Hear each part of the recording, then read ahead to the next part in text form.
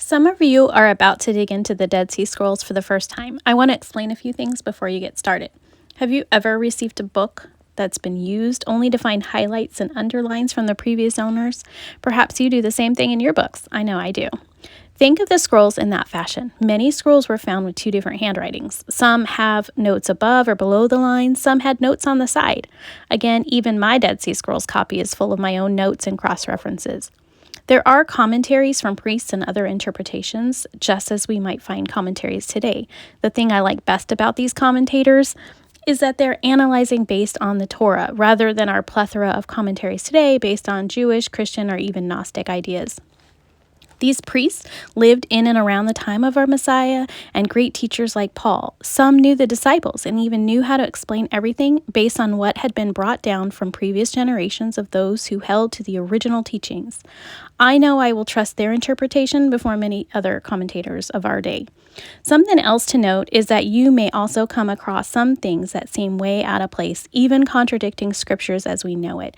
Sometimes a chapter of a book or a story ends and there's a blank spot on the page. There are people who added to the scriptures right there on the page where there was space, doing exactly what Revelations 22:18 tells us not to do. At the end of certain fragments or columns, you might notice a switch of ideas or laws that don't jive with the Torah as we know it. I will say that it might be a slight difference or a more drastic one. We know there were and are lying hands of the scribes, people adding and taking away from the Torah. So if you notice a bit of Talmudic laws thrown in, you might very well be witnessing that very act in these scrolls. The translators of the New Translation Version prepare us by telling us there are spots where they see the shift also. While there is only a few documents, we must be prepared. I first noticed it within a section of the Damascus document, which I will address in our studies, and a few others, but most of the rest seems very accurate and aligns with Scripture.